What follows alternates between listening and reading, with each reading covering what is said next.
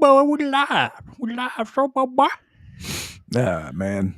We should have waited. Yeah, you're right. We should have like strolled down memory lane. Yeah, we should have waited before Well, here's the thing. talking about stuff. Here's the thing is we're going to take a poll, and I'm sure people wouldn't care. Streaming. We're going to YouTube. Hold on. All right, go ahead. We really need to reach out to Adam and bring him on. First of all, we need to tell him we have a podcast because we've done 100 episodes and we never even told him. And then we just have, it's not even a video game podcast. It's a stroll down memory lane podcast. Dude, that'd be hilarious. Yeah, it would be funny. I would have to vet him and be like, all right, there's some things we could talk about and there's some things that we cannot talk about. No, anything goes. We'll talk about anything. I wouldn't care at this point. Dune Awakening. What's all this Chinese letters for? What? What are all these damn Chinese letters on my screen for, Grant? I don't know. Well, like I was doing the hashtag with Dune Awakening, and just like Dune Awakening, then a bunch of kanji. You don't know what kanji is. No. You know, I don't. You don't know what kanji is. I don't need to know. All right. Let me post that. Let me post that, Grant. Look, I've learned after learning one foreign language, I'm never learning another one again, and I don't care how much I need it. Never. I said after learning one foreign language, I'm never learning another one again, ever. Mm-hmm. It's not worth it. It's too much time. Oh, shit. It is. It's a lot of time. Live on YouTube. God, you need to learn how to do all this shit. Maybe I should go down to LA. And doing this stuff. Maybe I should go down to LA and talk to the people in their language and tell them, hey guys, it's okay. Yeah, they're kind of mad over there, huh? They're about to get... They got the Marines coming, dude. Man, here's the thing is it's turning into another loot. Already there. It's turning into another loot fest. They're just looting stuff. You know, I was talking to one of my boys at work today, and we were talking. I work with all Marines. I mean, prior Marine, but we were talking about the 700 Marines coming to LA, and we were like, man, these are a bunch of Lance Corporals just waiting for someone to touch them. These are like fresh out of boot camp or a little bit. These are piss and vinegar. They're probably praying right now that someone touches them. But because here's the thing is like when you got enlisted, you went directly into action. Like you went from boot camp I went straight into war. Yeah, that's what I'm saying. Like these guys have have a peace period. So they're just kind of sitting on their hands waiting. Well, they're coming from 29 Palms. Oh, that's even worse. Doesn't know where 29 Palms is, which I was there for 3 years. It's in the middle of a fucking desert, the high desert. And it's just desert. It looks like fucking Iraq. That's what it looks like. That is like crazy. In the middle of fucking desert. And it's this base. But it's where they you have infantry units there. You have a bunch of training that takes place there. Prior, people going to the Middle East. If back in the day when we went to Iraq a lot, they would go out there for ITX training. It used to be called Mojave Viper. And they'd come out there and they'd train in the desert prior to deploying. Mm-hmm. Well, you got a bunch of guys that have nothing to do out in 29 Palms besides the one little fucking bar that's off base and a haircut joint and a Mexican restaurant. All right. They have nothing to do at 29 Palms. There's nothing to fucking do. So how far is Vegas from 29 Palms? Oh, it's not too bad. It's like 3 hours. So that's probably what they probably do on the weekends or some shit. Yeah, LA is about the same, give or take. But you have a bunch of guys that have been bored. They are ready. I'm talking about these dudes will be fucking ready for someone to put their hands on them. Oh, man. And you got to remember, I mean, like, there's one thing they had to actually go when they got to LA. They weren't on the streets when they first got there. They had to bring them in, and their commander and local law enforcement had to give them classes on the rules of rules of engagement / escalation of force. Right? Oh boy, you had to give the Marines that because I could picture them in a school circle with the Marines talking about it. It's like, what's going on, Marines? And all of them go, kill. I'm like, no, hold on now. We don't mean kill. None of that. We don't want that. But that's a saying, like, kill, like we say that a lot.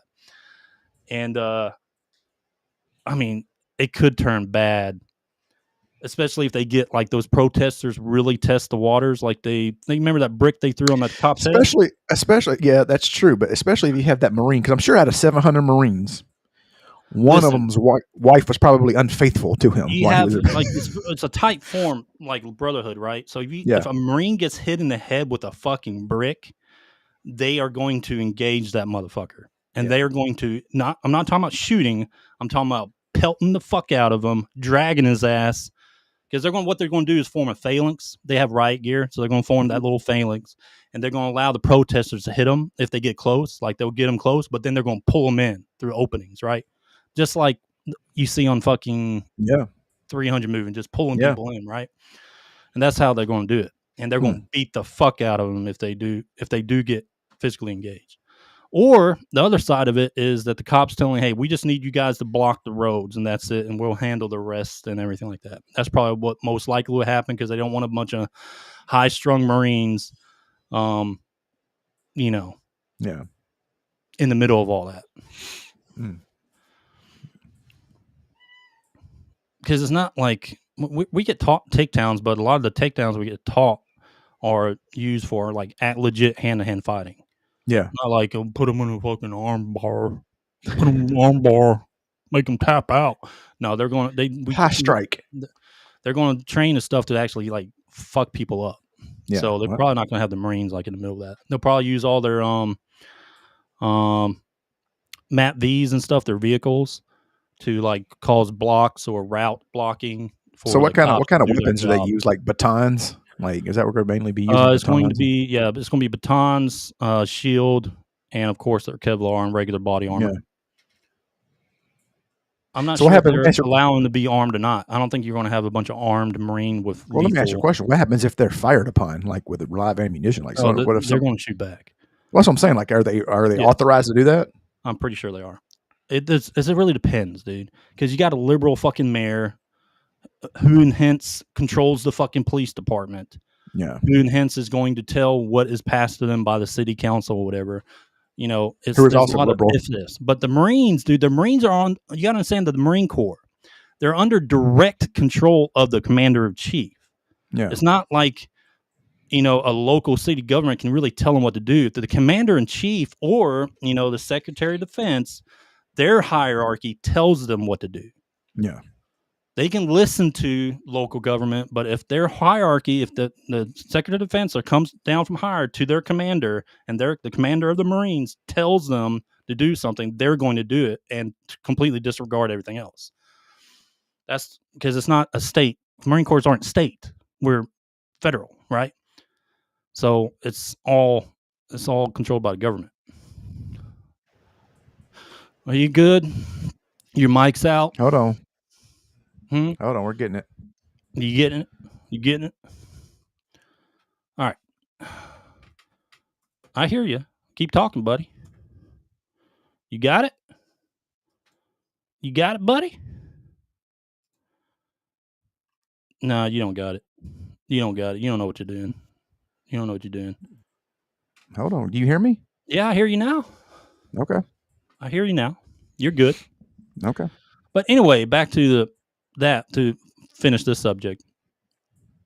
It's going to be interesting because if the police tell them to stand down, but then from higher tells them, no, if this happens, you need to do this.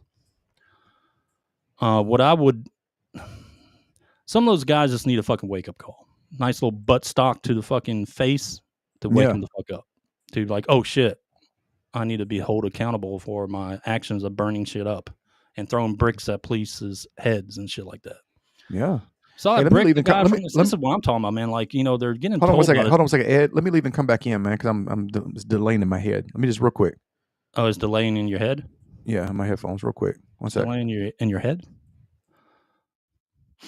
But anyway, so I'm curious. I'm curious what they're going to do with the Marines there. I think the Marines are going to. I hope it doesn't escalate. I mean, all said and done, you don't want to see people harmed. But if people are trying to harm you, and they're burning stuff up, harming other individuals, such as law enforcement, I think some people need a wake up call. All right, Grant, come back in. All right, here we go. Now we're good. You sure? I'm positive. All right. Thanks for everyone that's joined. We're in our pre-podcast talk right now. Currently, our pre-podcast talk. We're just talking about random stuff. We're about to go show some game trailers and get into the podcast, the actual podcast. Okay. All right. Sure. Yeah, we got 106 people listening right now. Nice. All right. So, Grant, game trailers. Let's throw some game trailers out, and then we'll start the podcast. All right, let's do it. All right.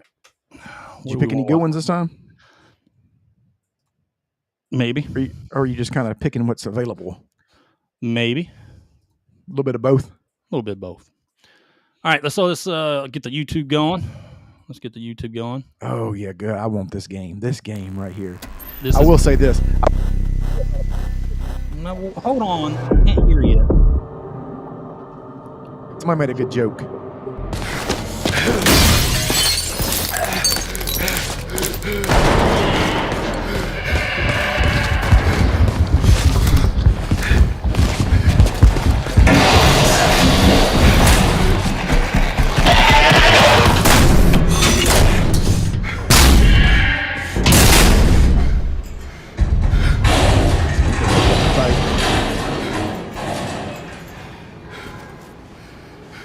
This is gameplay. God, this looks good.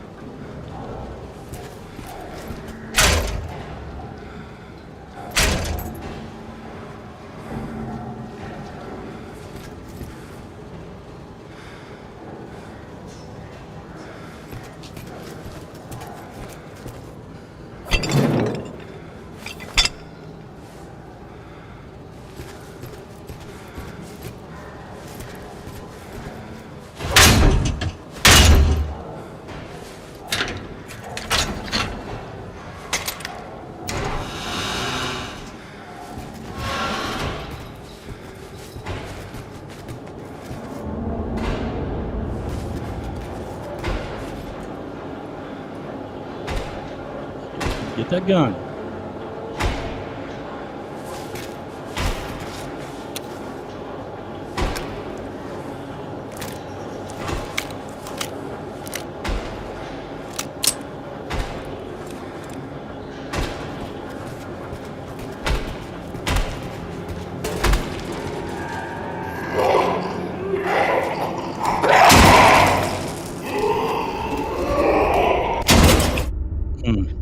What's so tight about this is like when you hit them in the head, it like leaves the bullet hole and shit in their head. The sound effects, dude, are so good in that game. Do you remember whenever like when you picked up that wrench? Well, like just a little sound effects like that just make the game so much better. No, I'm talking about the first game I saw that actually did that, where like if you shot them in the head, it blew off pieces of their head. It was like House of the Dead. Remember that? Yeah. I love it when it's like real in depth like that. Ew. This is gonna be a big one, I think. Somebody did say this, and this is actually, I mean, here's the thing is, like, I like Asmongold, but somebody said they finally made a video inside of Asmongold's house. Like, that's fucked. I know, man. I know. I was like, oh man. I was like, I wanted to get him back, but that was a good joke. Anything else? No, just wish list. Okay. Oh, dude. That game's going to be legit. That's going to be really good. So, do you think this is like this is like a mix between like Resident Evil and Silent Hill? You know, it's like they combined them. Yeah. Yeah. With a little bit of what's that? We're going in space. Dead Space. Oh, Dead Space. Yeah, with a little bit of that too. Those are I love Dead Space, dude. So it's like a try. Well, they tried to, they did Callisto Protocol, which was okay, but it wasn't like Dead Space feel. You know what I mean? Like they tried to do another that survival horror in space, genre, but Callisto Protocol just didn't do it for me. No. I like the Dead Space remake, but I really wish they would just make a new Dead Space game. Yeah. But like something like Ill, except in space. They did make a Dead Space game. It was called Jason X. Oh, God. It's not a game. That's a movie. It's a movie. They did make a movie. Morbid Metal. Morbid Metal is a fast-paced, roguelite hack and slash that is built for intense combo-driven combat. You play as an advanced AI, trapped inside a deadly simulation. Your mission? Explore its beautiful and brutal iterations, grow stronger, and prove your worth to your creator. You'll control up to 3 characters. It's a bit like switching weapons in a shooter, except here, you're switching full-on playstyles. Each character has their own unique combat style and active abilities, which are unlocked as you explore the simulation. You can even chain attacks between different characters. Start with Vector to quickly dispatch enemies, switch to Flux for a flurry of hits, and finish your combo with Echo's special attack. Mastering each playstyle will be essential, as you'll face a variety of powerful enemies, each with their own attack patterns and weaknesses. And at the end of every biome, you'll face powerful bosses. These are dramatic, high-stakes encounters designed to be tough but rewarding. Each new run reshapes the world. Layouts shift, enemy types change, and you'll have to adapt and make strategic choices to succeed. Choose character upgrades, buffs, or curses that change how you play. Some of these choices push you to take risks, others offer abilities, rewards, and modifiers, which alter your combat style, making each run truly unique.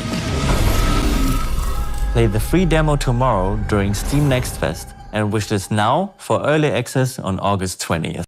August 20th. All right, so this looks like a Vampire Survivor. You know, when it comes to the level up and the buffs, you know, you collect the orbs, you get experience, and you level up, pick a random buff. Mixed with the combat feels like some of those gacha games, like Genshin Impact. What's the other one? Something Waves and Withering Waves. Withering Waves, because you're switching between characters. Yeah, combat kind of, because you can switch whenever you want to.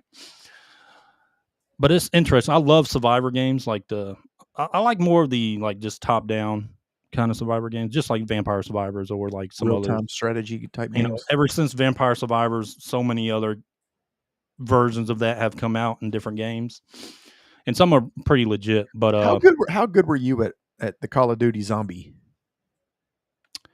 I was pretty good when I played it. My last Call of Duty was like the first time they ever introduced it, like Zombie.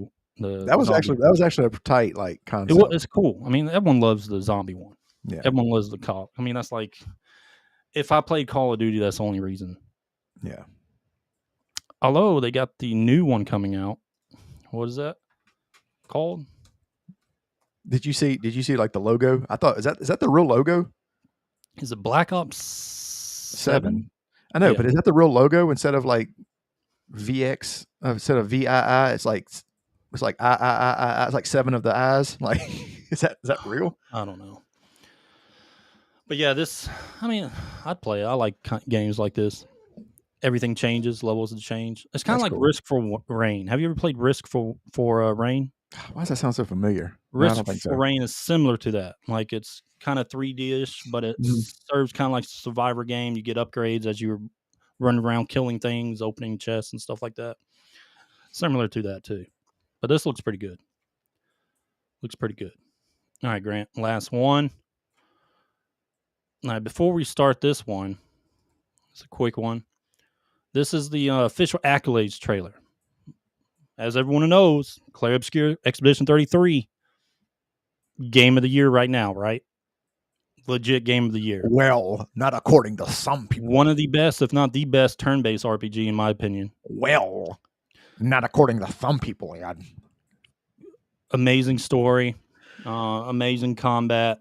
It's it hit 3.3 million plays or sales in 33 days for a turn-based. Remember, Square Enix, turn-based don't sell. Yeah, well, they do, and they proved you wrong. Hey, small studio did it. Oh, but what about all the other extra guys that were involved in it? Okay, well, the studio created the concept. We're going to talk about it. Also, has Assassin's Creed Shadows released their numbers yet? No. players. They still tout players, even though actually they don't have any more players anymore. I don't think it's very low. And we'll check that out later. Actually, that's actually a good idea. We'll check that out later. All right. So anyway, Clay Obscure, Expedition 33, Accolades trailer. Peggy 18. What hurts more are the memories unmade, the conversations we'll never have, the time we'll never spend. We exist for as long as she wants. The Paintress, Benoit, they will pay. Break the cycle! It will only destroy the last tie you have to each other. There's so many questions left to answer. I want to say something. When you'll get there, but you fight this special boss, Simon, that's optional, in Act 3. This music plays, dude. It fucking hits hard. And that fight is rough. The music's rough.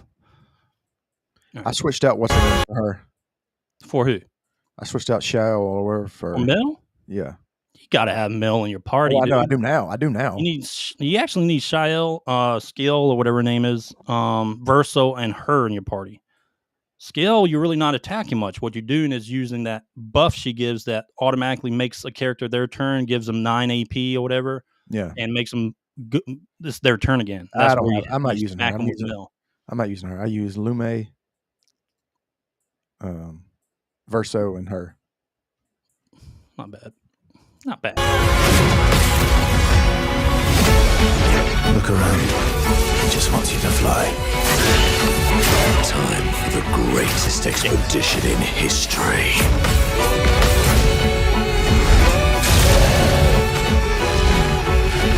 I don't use him at all.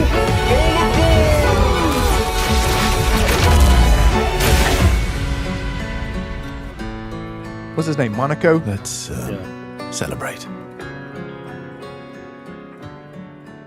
He's probably like super good, and we're probably missing out. Oh, he's good. All right. So the thing about Monaco, like by the time you get him, you're already kind of like, you're already setting your ways of your party you want. You're setting your ways, but when you do New Game Plus is when you start getting, because you have to kill monsters to get their ability skills. Yeah. With him in your party. So he's like a blue mage, quote unquote. Yeah. So he's good in New Game Plus. I mean, he's really strong once you get those certain elite monsters certain attacks. He's really good. All right, Grant. That's the trailers. All right. All right, you ready to get in that podcast, buddy? Let's do it. All right, let's do it. Starting now.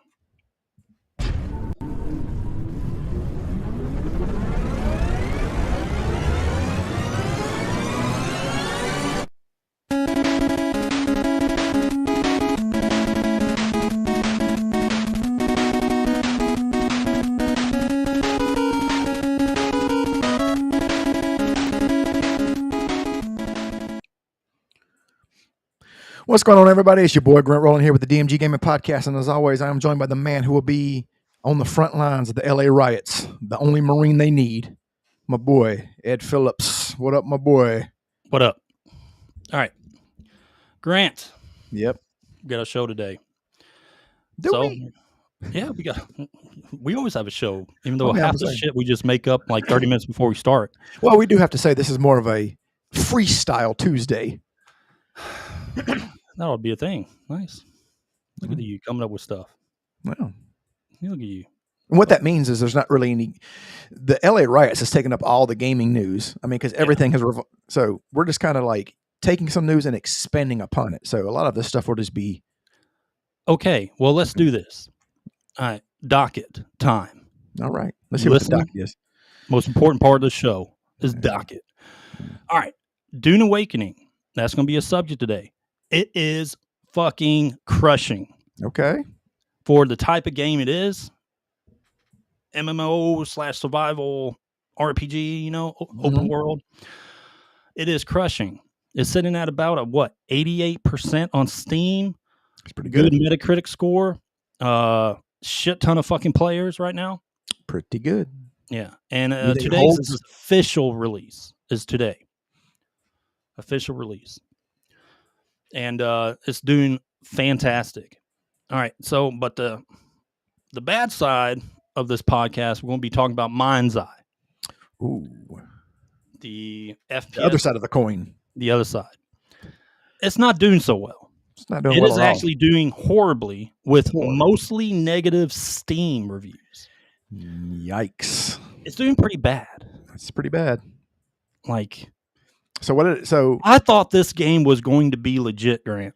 Okay, well, here's the thing. I want to talk about this game. Let's talk about this first. Let's get the bad news out the way. Let's get the bad stuff out the way. Well, I'm not done with the docket, so shut the fuck up.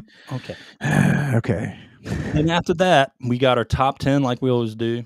We got a Disgruntled Gamer rant. And then we're going to end the show with, of course, Grant's favorite segment, the Random Game Roulette. We're like 1 for 100 so far.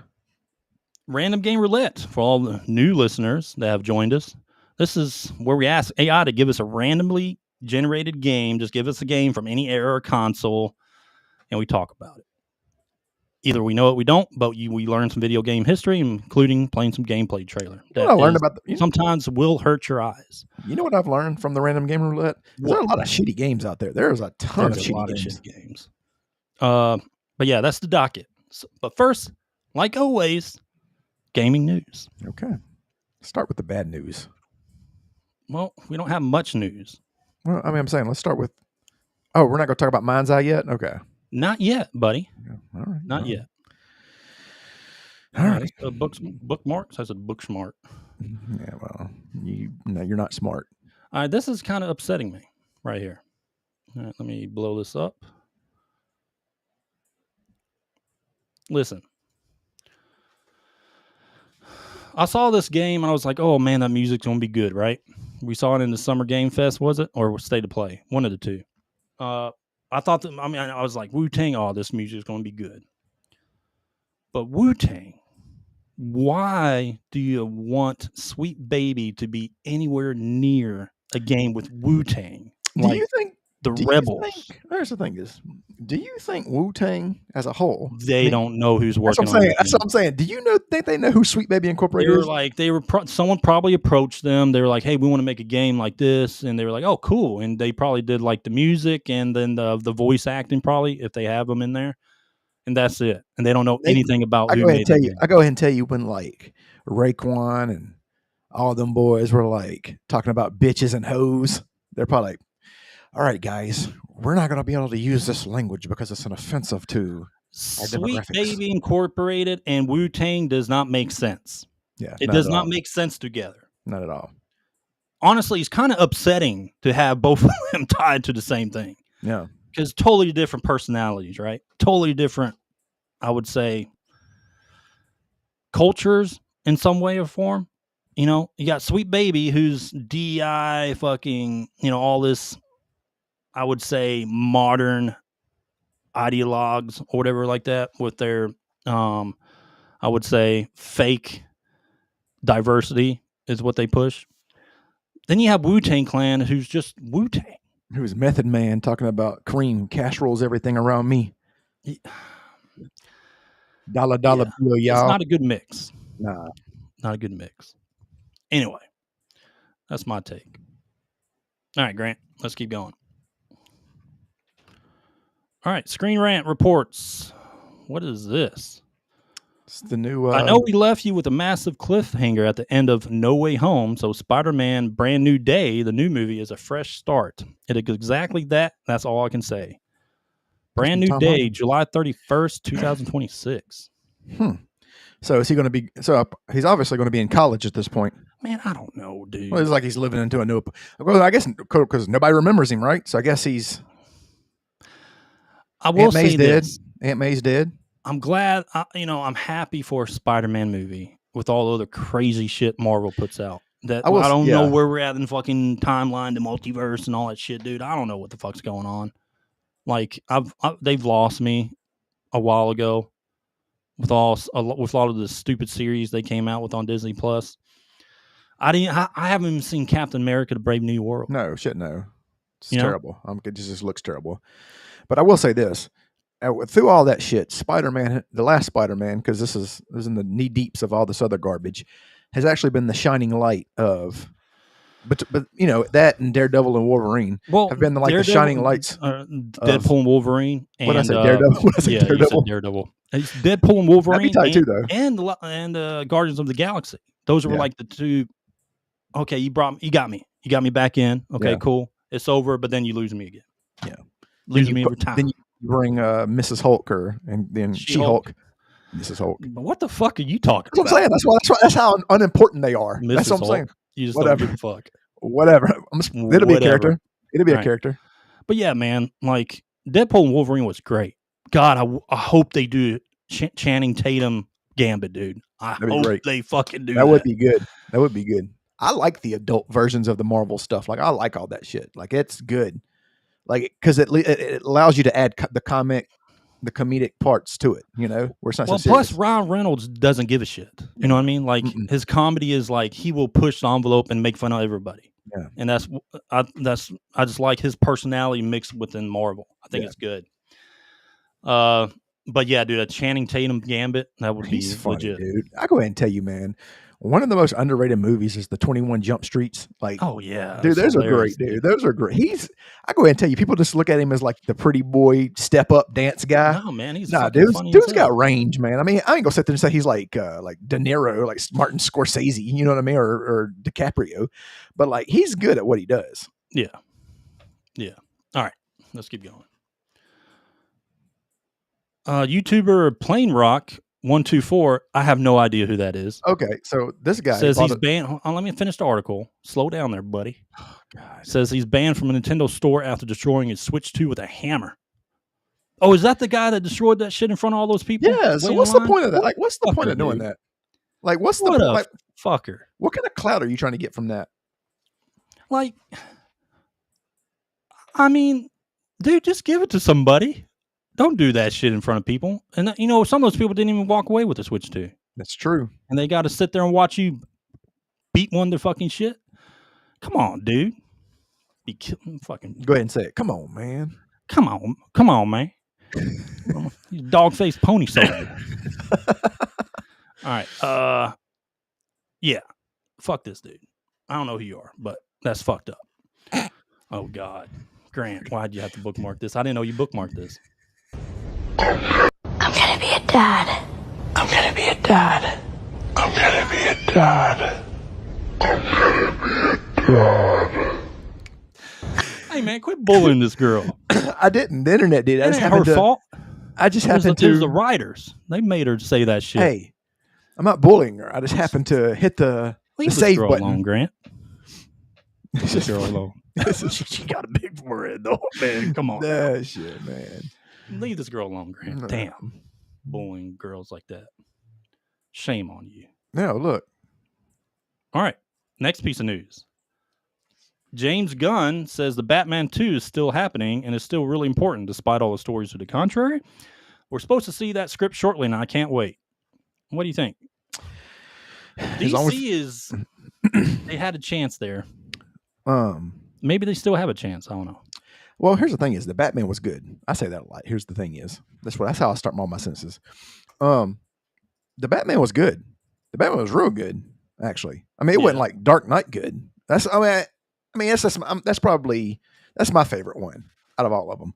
But it was really good. The Penguin, fantastic show, like amazing show, like top great. I mean, top 3 show of now. That's out now. You know what I mean? Now, I'm not talking about before you go and say, what about The Sopranos? I'm not talking about then. I'm talking about now. I'm talking about like the last 5 years. You know, fantastic show.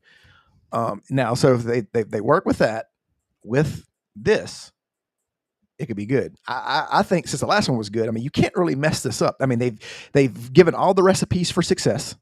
You know, Robert Pattinson, dude. But when he was announced as Batman, I was like, what? Talking about Edward from Twilight? Exactly. No way. You know what? There's no way that's going to work. But you know what? He did good. You know who else they did that to? Who's that? Heath Ledger. Because you remember Heath Ledger. True. Remember Heath Ledger was Pretty Boy. First romances. Night. Was it the first night? Was it the first night? No, that was Sean. Knight's Tale. Sean Connery. Knight's Tale. A Knight's Tale. And 10 Things I Hate About You. You know, like so. It's like teen poppy And he was just a pretty boy. He was a handsome guy. Yeah. You know. But when he did the Joker, oh man, I didn't think he could. Here's the thing: is when I heard Heath Ledger was going to be the Joker, I was like, oh god, it's gonna suck. Like, Yeah. I mean, right? Next thing you know, he did one of the greatest, I would say, comic book performances of all time. And then like Robert Pattinson. So I guess here's the thing is, and this is true, and I guess I have to start giving a lot of people the benefit of the doubt, because once you're locked into a role, you know, for so long, or like a stereotype, that's what people expect you to be. So when they hear that you're going to be something completely different, like Batman is way completely different from any vampire, they expect you to suck because it's Batman. And also, like, hold on one second. For example, I will say this: Daniel Radcliffe is a good actor. He really is good. The kid that played Harry Potter, you know, like he really is a good actor. Like, and you actually get to see him more doing other stuff. I mean, but his role is so iconic, he'll always be Harry Potter. That's the thing. That's the problem. Yeah. What I was going to say is, like, Robert Pattinson, you know, after Twilight, I was like, all right, this guy's like kind of done, right? Yeah. I thought he was going to be done as an actor because he's going to be tied to those movies. Yeah. But after I've seen some of his movies he played, then Batman, but then I watched Mickey 17, the recent one he did. Yeah. Like, I thought it was kind of goofy for my taste. But his range, dude. He's good, like, man. His performance, like how he can play two different people, because he basically played two versions of himself, like a more hardcore asshole and then a goofy, silly, like Mr. Nice Guy version with two different voices. He did pretty fucking good, dude. Like, he has range. Here's the thing: He's is, I guess, I'm not gonna lie, he is a good actor. This is something that I guess we have to think about. Like, acting as a whole, it's just like a professional sport. Like, I mean, think of how many people are trying to be an actor. You know what I'm saying? Yeah. So if you're in a big movie, you have to be good to an extent, right? You know what I mean?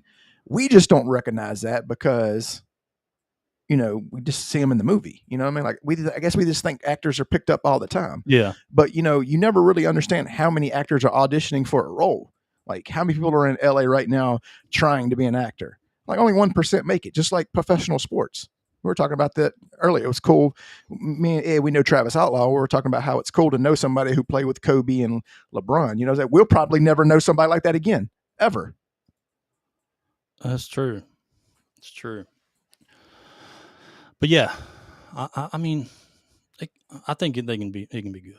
I mean, if it's anything like the first one, bringing back maybe the Penguin. I don't know. You got to. You have. I mean, you got. Come on, you got to. I want to show you this. Let me pull up this image of it. I love this fucking poster, dude. We just saw it on X there a second ago, but let me pull up the actual poster, so a better looking version of it, if I can find it. But it looks so good. There it is. Look at that poster for Death Stranding 2. That is so fucking badass, dude. I like to. It's kind of got like a Star Wars feel to it, don't it? Like it has that, but it has that epic. Yeah. Like, this is a movie poster. Yeah, that's what I'm saying. Like an epic, but it has old school and new school like feeling to it. This is like I get like a Empire Strikes Back vibe. It screams Kojima to me. Yeah. Like this, the mech, I would say mech, whatever or a ship, or whatever it is, spaceship. That. Norman Reedus, just wild characters you would see from all his Metal Gear games. That is a cool poster. Dude, that's another person, man. That's Norman Reedus. It's from somebody who went from the guy from Boondock Saints to the redneck on The Walking Dead. Like, here's the thing is, when you saw Norman Reedus on The Walking Dead, you probably thought, he's going to be there for one season. He'll be dead. Went on to be his character was so good, went on to be the best character in the series. Yeah. Like, I think I would honestly say that Norman Reedus is more popular than, what's his name? The guy, the main guy. What's his name? Not his real name, but his character name. Talking about Rick? Rick. I would argue that Norman Reedus is more popular than Rick. Well, he eventually became more popular because he was more relatable. Yeah. You know? Let's see. All right, so this popped yesterday. So we already had a podcast talking about live action Zelda. But anyway, they delayed it for another year. I hope they delay it all the way till it's canceled. This does not need to be a live action movie. This needs to be an animated movie made by the same people who did Mario. Maybe less funny, or it could have some funny aspects to it, you know. But it needs to be a animated movie. This does not need to be a live action movie. I hope they make the right decision before it's too late. Yeah, you know, dude, I just don't see how that's going to work, especially in today's. It's not going to work, man. I mean, here's the thing: is Peter Jackson did something amazing with the Lord of the Rings. Like, you're not going to get that anymore. Well, I mean, if they named him, if he came out as a new director, yeah, he's not going to. I mean, but he's not going. That's what I'm saying. Like, you would have to bring in like somebody, James Cameron, somebody like amazingly, like a big dog. Like, you're not going to. This it needs to have money, and it needs to have big names behind it. Correct. I'm not saying that's always good, but for a game or a movie like this, you're making a movie of one of the most popular video game ever in history. Yeah. The biggest IP in history. Yeah, I would in gaming say so. history. That is true. What this is. And we don't mean Michael Bay. Gotta go balls to the wall. Go all out on this. Could you imagine if this was a Michael Bay movie? Oh, with the fucking everything flashes, and lens everything flare. Everything's blowing up everywhere. Like, just, the massive sword would have a lens flare on it every time it moved. And then like there's just so much pyro. Like, Optimus Prime would fucking come out of nowhere. All right, that's it for that. This is a trailer. We're not going to watch this, but this is a Moondang 2 Hearts 2026. 2026 is going to be another big game in the year. It's looking like that. It's looking like that. It's another Korean game. We'll probably play that next podcast for the trailers. Oh, God. All right. Who made this game? Why was this game Dude, made? there's games for everybody. That's true. I guess so. There's games for everybody. All right, announcing Relooted, an African futurist heist game where you reclaim real African looted artifacts from Western museums. So is this like a game against the white people? It's against the colonizers. The crackers. Crackers. The white boys. The whites. The whites. I don't know, man. There's a game for everybody. You know. This proves it. It's not something I play. No, because I'm white. But I just not interested. Yeah, I don't think I'd play this if it was the other way around. Of course not. Why would you? That'd be racist. That would be racist. What the fuck you just say? Cracker? Who said that? White? What did you say, white boy? Who did? White. Somebody just called me a cracker. Who said that? That's our gamer rant. We're going to save that. No, we're going to save that. I'm going to save PC Gamer for later. We're going to save y'all for later. I'm going to get y'all. All right, Grant. Let me pull up this graphic real quick. All right. Let's go ahead and get into our main subject here. All right. Dune Awakening. Oh, God, you're breaking up. Breaking up already. Are you there? Your mic's not working again? I'm here. Is your mic not working again, Grant? It's working. Are you sure? I'm positive. Okay. All right. Let me bring up this picture real quick. Grant. This is going to be... All right, our main subject... Well, one of our main subjects today is Dune Awakening. We're just going to go over the game a little bit and see how it's doing on Steam for a quick second. But let me tell you, buddy, this game is cooking right now. It's cooking in reviews by fellow kids. Cooking. It's cooking, Grant. It's like lit. Like you need to say it with a backward. You got to put a backwards hat on when you talk like that. It's lit, Grant. But anyway, so everything I've seen so far on it, I'd say majority of what I've seen on it, it's doing great on Metacritic overall when it comes to critic scores, which you can take with a grain of salt, really, depending on who the critic is. But Steam reviews is usually, I do pay attention to Steam reviews because it's players that actually have put a few hours into the game and give a review. So I put a lot more salt into a Steam review than I would a critic score. But regardless, it's still doing well on Metacritic. But I do want to pull up the Steam numbers real quick for you. But this game is looking like it's legit. Like it looked You remember like all the trailers we saw? Like it looked really good. You can kind of like gauge it with your eyes before it came out. It was looking legit. It looked good on the thing that we saw the other night. Yeah. What thing, Grant? The Summer Game Fest or whatever. Oh, there you go. Yeah. There you go, Grant. All right. So let's pull this. Let me share my screen again. Yeah, don't you ever. Excuse me? What? All right. I was about to say something. Anyway. All right. So don't get us kicked off. Huh? No, I wasn't going to say anything bad. What are you talking about? Don't get us kicked off. Excuse me? Anyway, Grant, Steam reviews. It's at 86.5. Pretty good. On Steam for a survival MMO. Like, that's pretty damn good. Now, look at the player count, Grant. It just released. Early access back in June 6th was at 93.8 or something like that. And it's growing. Pretty good. But right now it's sitting at 24-hour peak, 142K. Today's the first day of release. And right now I think it's only on PC, correct? I think it's only on PC. Yeah, right now it is. They do plan console release. So let's look up the console release. When are they releasing? So it means if it comes on Xbox, that means it's going to be on PlayStation 5. Well, yeah, of course it is. So June 10th PC, and the game is also planned to be released on PlayStation 5 and Xbox Series X, but there's no release date yet. So it's only on PC right now. For a game like this tells me that it is fun to play. Yeah. All right. I played survival games, the MMOs that you kind of have your own server. You can either invite friends or play on someone else's like world, I guess. I lose interest in a lot of them. And a lot of them really don't have a big player base. They end up just fading away into obscurity. But this one has a strong start for release date and has a strong review score both from critics and players. So it tells me a lot that this game's legit. I said I was going to play this last Friday when it was released in early access, but I've just been busy. Pretty busy. I do plan on playing this very soon, though. Very soon. You can't play it because your PC sucks. We're talking about my PC like that. You don't know what kind of PC I got. Actually, I do. Yeah, you do. Yeah, I do.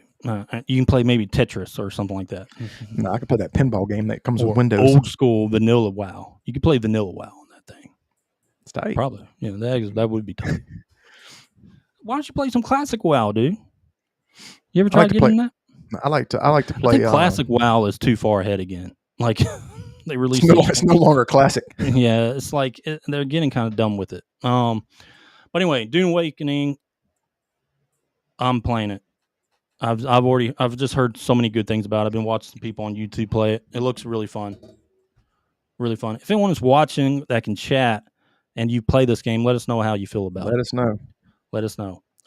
But everything looks like, I mean, it's doing well. So good on the studio that did it. Let's see. Funcom. That's your publisher. Let's close that. Now let's flip the coin.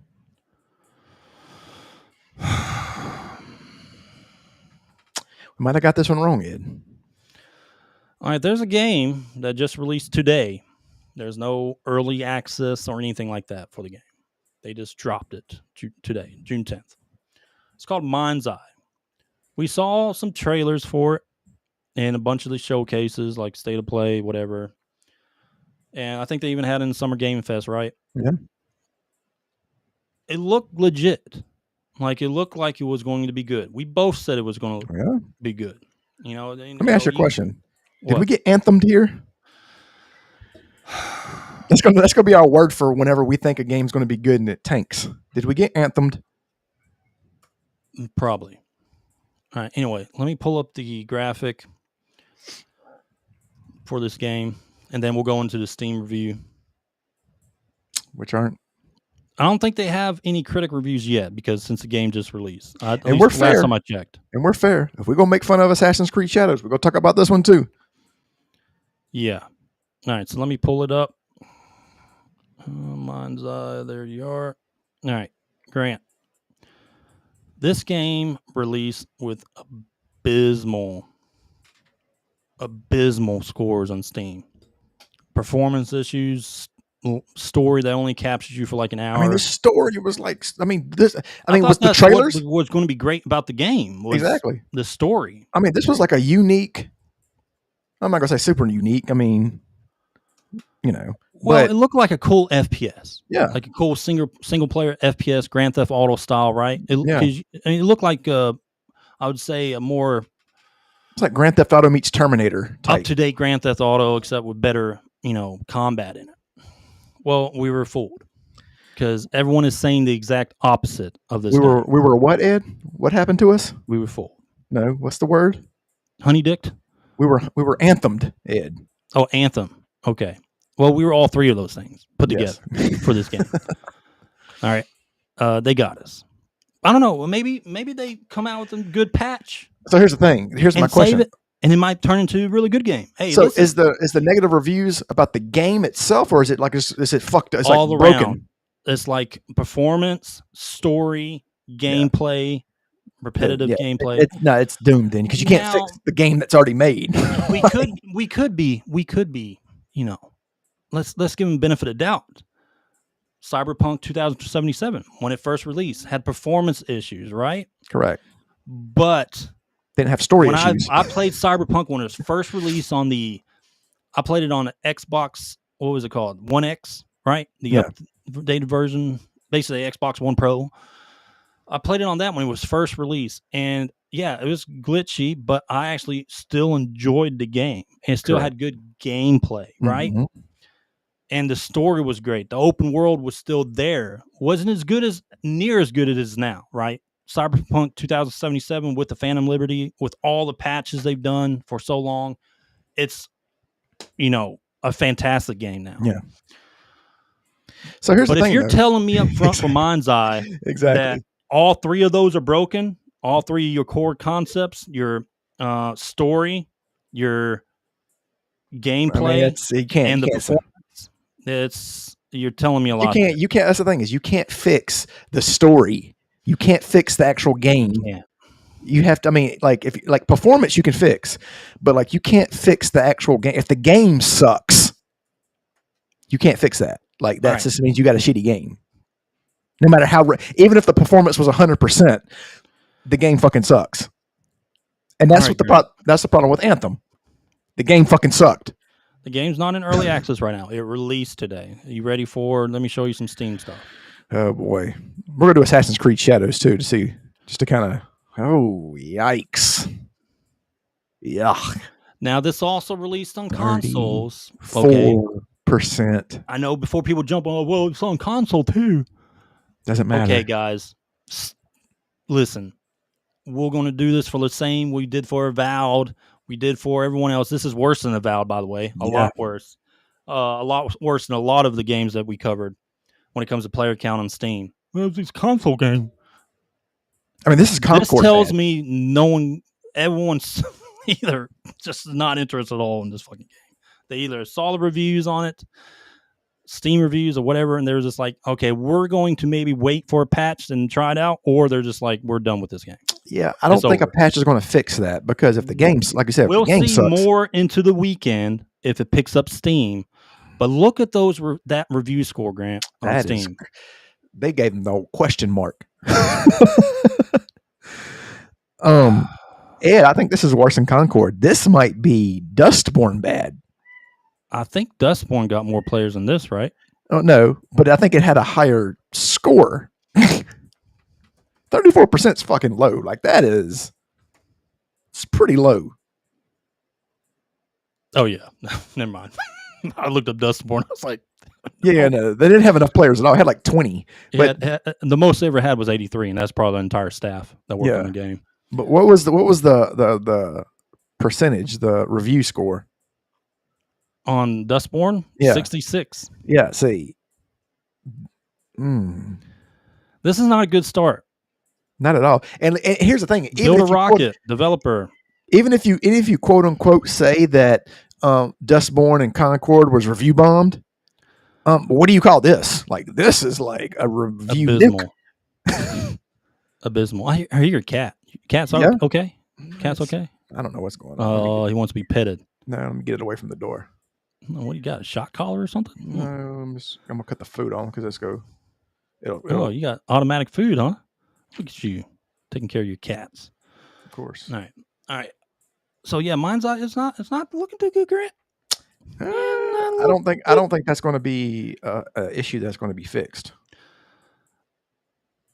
This screams dead on arrival. Oh, it is dead on right now. I mean, it is, but I'm just saying it's just no recovering from this. I don't think, especially for a studio like that or a developer. I think. What other games do they make? I don't know, man. Why don't you Google the shit? Oh, how about this? Go to Assassin's Creed. How about you get your lazy ass and type something? Hey, fuckface, do me a favor and type in Assassin. Let's see how this compares against Assassin's Creed Shadows. Let's see if Assassin's Creed Shadow has more players in this game. Oh, I'm sure it does. Well, let's check it out and see. Let's check it out and see. Okay. Assassin's Creed Shadow Steam charts. Charts. Oh, well,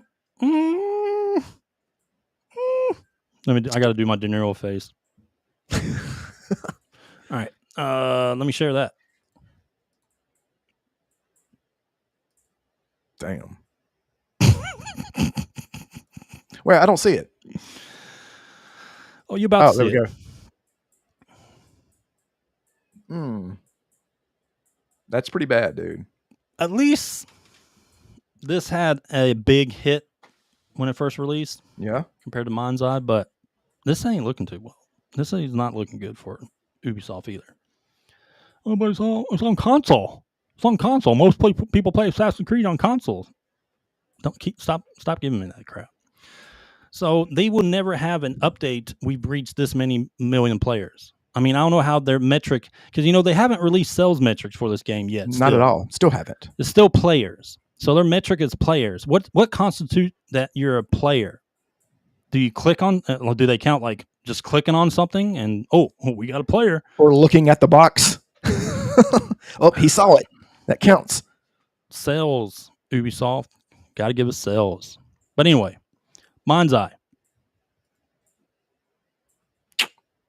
It's done. Yeah. Unless they Hail Mary from fucking nowhere. I mean, they're going to have to like remake the game with a super duper. They're going to have to Final Fantasy 14 this game. Super duper, Grant. Patch. You don't say that word again. Patch? No, super duper. Super duper. God. Anyway. Let me close. God, tell your cat to shut up. We all hear your cat. Tell your cat to shut up. He wants to come in and be happy. Yeah. You can't. All right. Anyway, Mindseye. Bye-bye. So sad. I had high hopes for this game. I was actually looking forward to play this game. Yeah, you were talking about it. Like Dune Awakening, of course, I will definitely play now. I'm going to definitely try that out. I might give Mindseye a second chance, depending. Down the road, once they fix once it's free. And it's like, yeah, pretty much. If it's on Game Pass. Once it's on Game Pass or something, yeah. Yeah. All right, Grant. That's that. Before we get in our top 10, let's do our Disgruntled Gamer Rant. Yes. That means we need to go back to our X profile. All right. We're going to talk.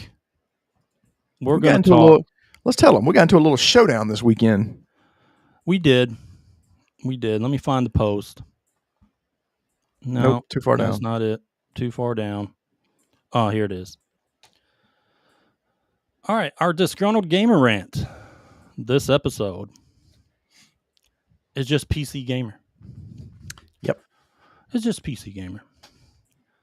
All right. So out of all the articles that you could write about Claire Obscure, which is turning out to be not only Game of the Year, or quite possibly one of the best turn-based games ever made, if not the best. For me, when I reviewed it, I said this is the best turn-based game I've ever played. All right.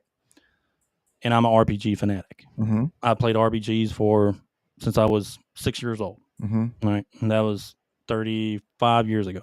Mm-hmm. All right. I played all the Final Fantasies, Dragon Quest. I played every fucking thing. Yeah, I know. All right. Anyway, PC Gamer, the thing they write about is no Geoff Keighley or Kaylee. Clair Obscur Expedition 33 was not made by a team of under 30 developers. We get it. All right. We understand that. And the devs say repeating the myth is a dangerous path. What? Listen. They're so mad. They are mad. Well, first off, the reason PC Gamer mad, I'm sure GameSpot is too, and some people from IGN. The reason they're mad is because of this controversy that was spun up by a bunch of fucking idiots, retards on social media about Clair Obscur not having diversity in it. Mm-hmm. Okay? Even though it's not technically Paris, I mean, it kind of is. Well, I mean, you can tell it's French if you don't. It takes place in a, I would say, what era I would say it is. Not modern day France or Paris, but, I would say a few hundred years ago kind of version of Paris, right? Like a 1800s France, maybe. Yeah. Like a, something like that. So that's the kind of the setting of it. All right. So if they're making a game about that time period or trying to relate to that time period of Paris, you would think they would have probably what? It'd probably majority of what? White people. I'm sorry to say it. Yeah. Okay. And they didn't have, they didn't have diversity in their game, and including, when it came all the way up to ending. And that became a controversy on the internet. People were fucking losing their mind over that. Okay. But they were making a big deal out of nothing. Yeah. A big deal out of nothing because they had to make something up for this game of it doing so well. Of it, basically clapping Ubisoft's ass cheeks to the wall with their 18,000 bloated fucking studio. Oh, but Ed, you're losing the plot. You're losing the plot. Remember that guy said that? You're losing the plot. And all these other AAA studios that have put out mid shit have fed you in the face. Fed you this mid and told you to like mid games. And then we're forced by people on social media, these same people probably making fun or making this controversy up for Sandfall Interactive, the people that made Clair Obscur, making this controversy up that we're supposed to, like those games. Yeah. That they're next gen. They're the revolutionary. Like people were talking about Assassin's Creed Shadows from the get-go. Mm-hmm. All right. We saw the game. We saw the game with our eyes before it was released. Assassin's Creed Shadows. We knew it was going to be another Assassin's Creed Shadows with a few more things added to it. Yep. All right. But it's pretty much the same fucking game they made before. Yeah. This studio, Sandfall Interactive, this is the difference. With a 30 dev team, and of course, your outliers that they outsourced. But let's remember, this is the game that developed the game, the concept of the game, correct, of what it was going to be like. And they outsourced to get things taken care of from their mindset. Yeah. All right. Of what they wanted in the game, who they wanted to outsource to get these things done. So you're trying to take that away. You are. All right. You're trying to take that away by kind of falling behind the controversy that started with, it's no diversity game. Yeah. Shut up. All right. So they try to create that. They come out with this article just to hit and, expand upon that. They know what they're doing. All right. We get it. All right. We get it, PC Gamer. Mm-hmm. I'm sure GameSpot probably did something too. All these other articles, I call them game magazines, but they're not. They're really just political websites. They're really they're not game journalists anymore. They're just they follow a political side, and that's the track record. That's what they're going to go with. Oh yeah. And it's tiresome. Like the game journalism is kind of done. You got some few good ones here and there, but this is why everyone's flocked to YouTube, to Asmongold, to all these other game streamers, because they're tired of listening to these guys. Yep. They're tired of getting force-fed this political crap, ideological crap that they get every fucking day, every 24 hours a day, either from the news or, whatever media they ingest. They get that shit. They're tired of that. So that's why these other streamers are getting way bigger. I mean, some of these guys, Asmongold was big for a long time, but now this dude is just popping the fuck off. Yeah. I think he Dude broke a made like record 80 on Twitch or something like Dude, that. didn't he like make $80,000 on one thing or whatever? Yeah, Something like that? now he's doing on Kick. Yeah. And even though Kick probably boosted that because they wanted to like advertise their shit, but at the end of the day, he's still working with X to get something going too. Yeah. Anyway, enough about Asmongold. The other big thing is like when we take Clair Obscur, people say, "Oh, well, you're taking away from the people that helped with the game. You're taking away their credit." They're on the credit screen, all right. But I'm not going to sit here and take away from the devs that fucking came up with the idea. Yeah. They Right. came up with the idea that they completely shattered all these AAA studios that have so much backing and money behind them. They did it with a very small budget and gave us not only Game of the Year, but again, my point of view, one of the greatest turn-based RPGs of all time. With, minuscule, I would say very small, minimal resources compared to your AAA studio. Oh, not according to that one guy who said it was from the French government. Gave him money. I don't care if it was from the French government or not. Their budget was very small compared to most games. But they had a vision, and they took a risk. They went with the turn-based, which Squaresoft, let's remember, Squaresoft said you were taking a risk by going with turn-based. It's not going to sell well. Well, it did. And it continues to sell and continues to get popular, continues to get more notoriety, which it should. Depending on what comes out for the rest of the year, I'm looking at Death Stranding 2, maybe a couple other games that maybe could compete with it. I don't know. Maybe Tides of Annihilation. But right now, it's Game of the Year. All right, until another game proves me otherwise. It is Game of the Year. There is no other game comes close to it. If it doesn't get Game of the Year, then... Let me ask you a question. What? Do you think some of these games that were shown at the Summer Game Fest or whatever, do you think that these games were originally going to come out in 2025 but decided to push back to 2026 because of Clair Obscur? I don't know, but I will say that it might have had an effect on it. But the good thing, the greatest thing they could have done is, this is my story that I would have done. Clair Obscur, welcome back turn-based RPGs. Yeah. That'd be a great fucking headline. They're not going to do that. They're not going to do that. Welcome, because they know, here's the blueprint. Expand upon it. Yeah. They're not going to do that. You know why? That's all you got to do. You know why? Because you know the people who cheer for this game? The chuds. Well, that and, you got... They want the clicks, so they had to write an article like this. They want clicks. They want the discussion. This is all these fucking game sites are now. These journalistic sites. They're just wanting the clicks. They're going to say something to get the clicks. Remember Assassin's Creed Shadows came out and they were like playing upon with the it was actually it was Assassin's Creed Shadows because Yasuke, you could actually have you could have romance a man in it. So they made a big deal about that. Mm-hmm.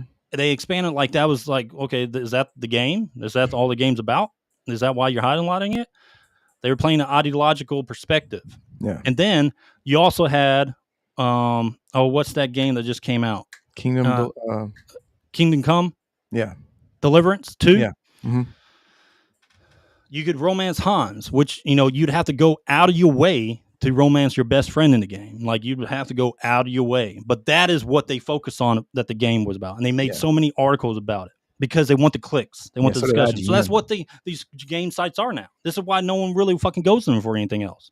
Like real gaming, they don't go to them for anything besides to make fun of them on X or social media. That's pretty much it.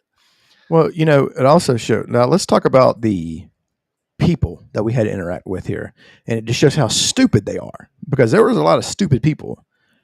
One of the guys, because I made the comment, I said this is probably the best turn-based RPG game, and I said name me some ones that are better, and he said Final Fantasy X, and I laughed hysterically because I'll go ahead and say it now. Final Fantasy X is not even a good game.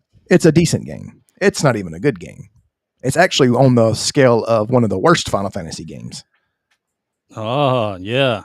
That's what I'm talking about. Hey, let me interject real quick. All right. Everyone that's watching, hey, thanks for joining DMG Gaming Podcast. If you guys could like and subscribe to our YouTube channel, we're on Rumble. We're also on Facebook, X. We have podcasts on Apple and Spotify. Just search DMG Gaming Podcast on pretty much any platform, and you'll find us. DMG Gaming Podcast. But appreciate everyone joining and listening to us rant about stuff. But please like and subscribe. All right, Grant, continue. Yeah, so they said Final Fantasy X was better than Clear Obscure, and I laughed because Final Fantasy X is not even better than a lot of games. Like Final Fantasy X is it's on like if you're Final Fantasy X is better than 13. I think it's better than 15. Oh yeah. I mean, I can literally draw on a chalkboard, and it's better than Final Fantasy 13. Yeah, Final Fantasy 13 is a god awful game. It's not better. 16 still holds. I like 16. I just like the character. But 15 is terrible even too. though it's not turn based, but still. Final Fantasy 15 is garbage as well. Yeah, I don't like 15. But yeah. So I don't know, man. I think game journalism is just about clicks now. It's not really about being, I would say, down the middle. No. Being truthful. It's really about money. That's why PC gamer, they'll prop up Ubisoft a lot. They did it for all their Star Wars Outlaws, which was a mid game. Yeah. They did it for Assassin's Creed Shadow. Sorry, mid game. But these companies will prop them up because advertisements, all that stuff. They get it. They get the money, and you can't trust them anymore. That's why, again, I'll say it again. People have flocked to YouTubers. That is where they get their gaming news from. Hey, let me ask you a question. Yeah. Let me ask you a question. Rank these 4 games. Okay. All right. Go ahead. Concord, Avowed, Assassin's Creed Shadows, and Star Wars Outlaw. Well, I played all 4. Mm-hmm. Concord, of course, is last. Okay. I'm sorry. That was just garbage. Pure garbage. Star Wars Outlaws was mid. That's third. Second, I'll give to Assassin's Creed Shadows because it's another mid. I mean, it's Assassin's Creed. Nothing. The story lost me.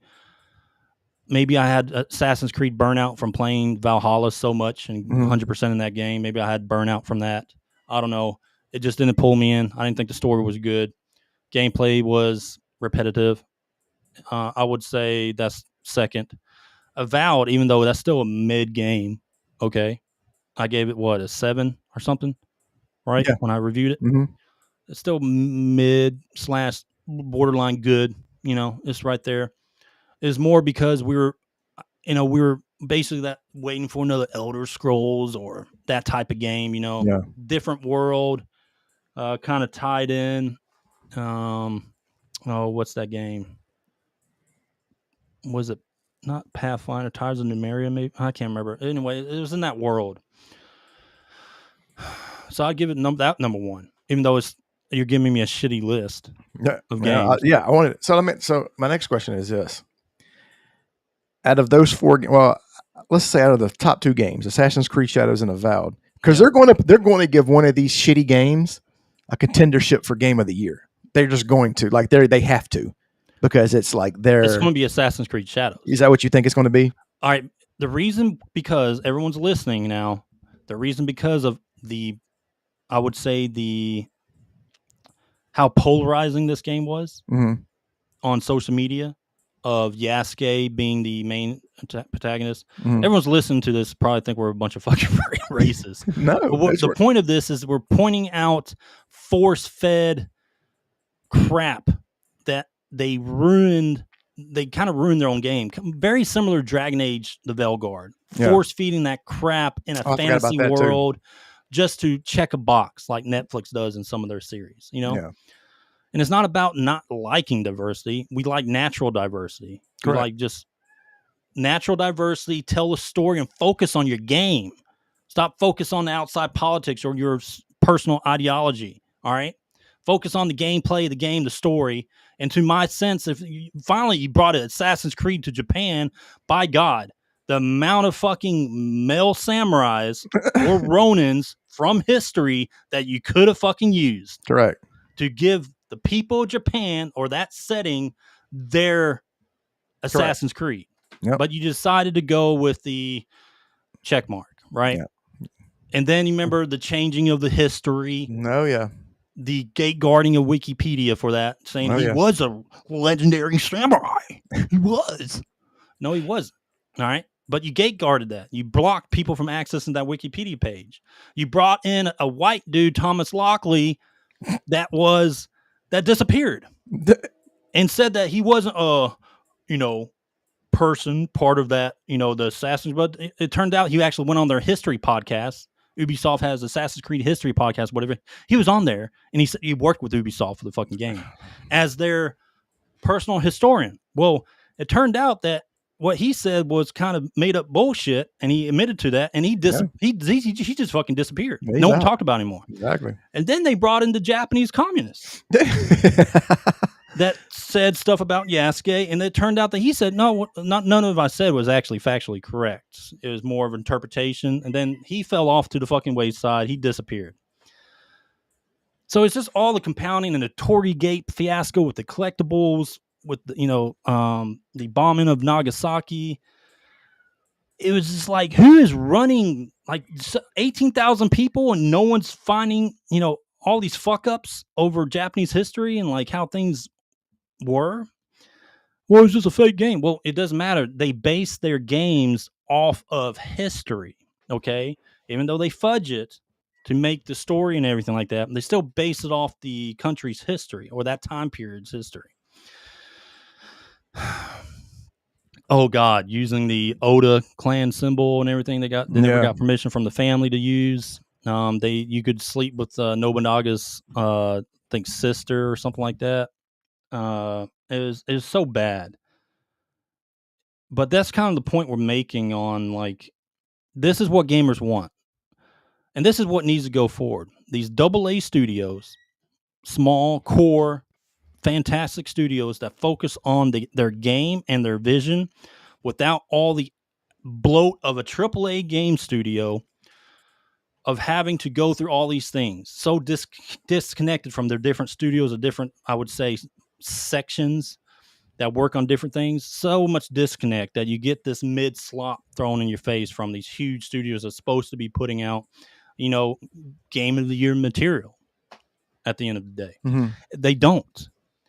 It's these smaller studios that are coming in, and that's how it should be, because you're focused on a core staff that you can manage to get a product done in a decent amount of time, but a fantastic product. Yeah.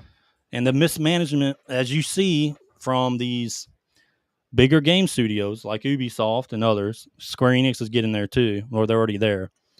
You just see a lot of mismanagement, a lot of, trying to play off of beloved series from back in the day. They continue to do that, and it's not working. It's not working anymore. They've made their companies too big for their own good, in my opinion. Yeah. Disagree with me or not, but this is a perfect example right here. Claire Obscure, Sandfall Interactive. Oh, but Final Fantasy X's a better game. Yeah, whatever. All right, Grant, that's our Disgruntled Game Rant. Yeah. Let me remove that. All right, Grant, you ready for that top 10? Yes. All right, Grant, our top 10. Let me go to my top 10. All right, we decided to do a top 10 Switch 2 games Nintendo needs to make. Yep. Now, they could be in development, some of these that we might mention, but the top 10 Switch 2 games that Nintendo needs to make, if they haven't already started beginning, make them. All right, so go ahead, Grant. Number 10, The Legend of Zelda Ocarina of Time remake. I mean, that's no questions, right? Yeah. I mean, that has to be one. Yeah.